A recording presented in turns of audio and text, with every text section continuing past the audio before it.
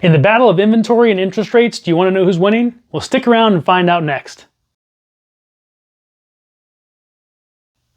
Hey RT family, Ryan Reynolds here with Keller Williams Consultants Realty with their April 2024 real estate market update. So what's going on here in April of 2024? Well, there's a ton of things going on. This is the time of year where our business really starts to ramp up because most people want to move in the springtime or in the summer before school starts. It's also a time of year where we have a lot of things going on with the weather. I mean, it's been crazy. We've got lots of rain, then we have lots of sun and heat, got an eclipse, got all kinds of things going on. But mainly what we want to talk about in terms of what's going on are three things. One is going to be the inventory. What do we have in terms of inventory in our market this year compared to last year? The second thing is going to be interest rates. Where are interest rates now? Where have they been and where they're headed?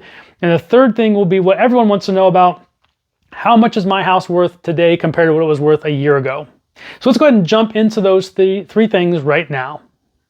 The first thing we're going to talk about is inventory. And so inventory is affected by a lot of things. Last year we had a really low amount of inventory, and that was primarily driven because the interest rates were in an inclining environment. Everyone was expecting interest rates to go up. The Federal Reserve was raising interest rates. And so people were afraid that if they sold their house, they may not be able to buy a house. So if you didn't have to move, a lot of people just didn't move last year. And in fact, that reflected in the end of the year numbers where nationally we finished up at around, I think, 4.1 million units.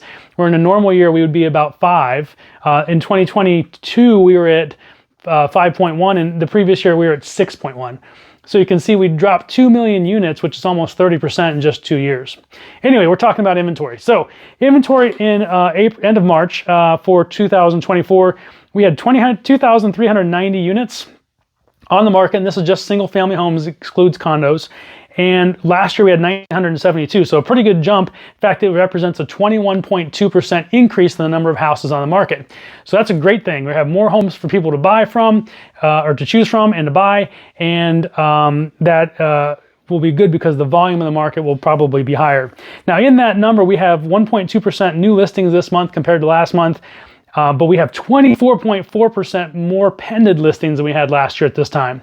Now what that means, I think, is that the inventory will be coming back down if we don't get a bunch of new listings to offset that in the coming months. So that's where inventory is. We're still pretty much in a really low inventory environment. A balanced market is typically considered somewhere between 4 and 6 months of inventory. Right now we're riding right about 1 month of inventory. So in any case, that's where inventory is. Now the second thing we're going to talk about are interest rates. Now interest rates are where we have our worst news right now, at least.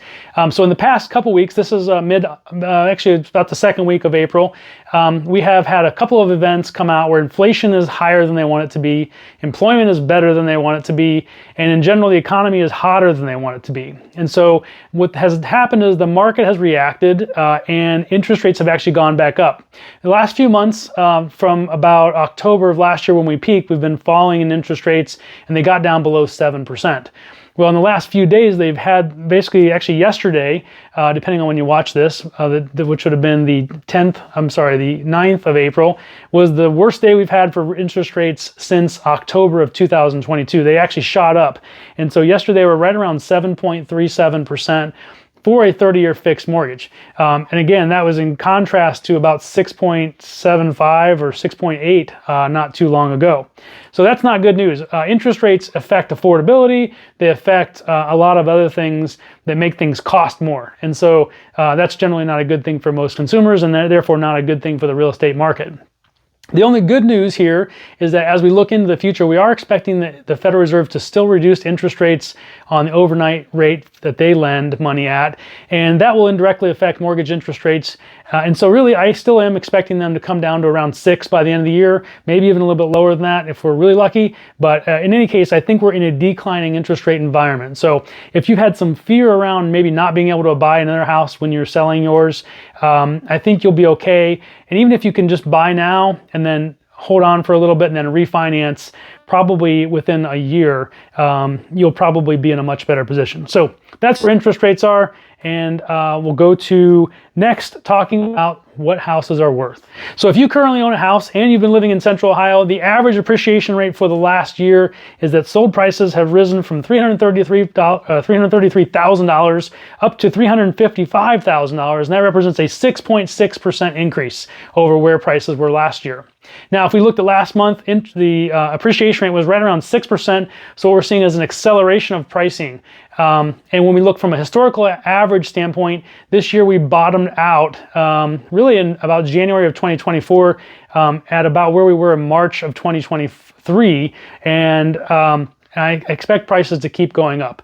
Now, if interest rates come down, especially, that's going to be a factor. And honestly, just with our macroeconomic conditions that we have going on with Intel moving into the area, and also with just all the other companies building around the AI revolution. I was just talking to one of my business partners the other day, and we were talking about investments, and we were specifically talking about AI investments. And I just kind of made the connection that if you want to invest in AI, you probably should invest in real estate in Central Ohio, because this is where a lot of that work is actually going to be done. So that's all I have for you today. If you have specific questions about your situation and or would like to develop a plan, I am a real estate planner, certified real estate planner. Feel free to reach out if you want to know what that is. I have another video about that too. But as always, it's the Ryan Reynolds team, unlimited opportunities and exceptional experiences.